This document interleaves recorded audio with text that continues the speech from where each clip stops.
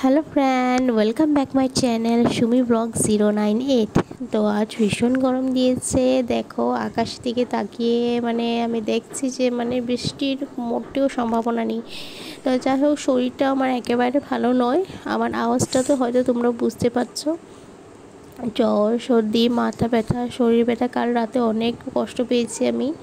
তার জন্য আমি আমার আজকে হাজব্যান্ডকে কাজে যেতে মানা করেছি, বলেছি সাথে থাকতে, আমার পুচকি মোনাকে একটু দেখতে। আর তার ফাঁকে আমি একটি ছোট্ট একটা ব্লগ তোমাদের সাথে শেয়ার করলাম।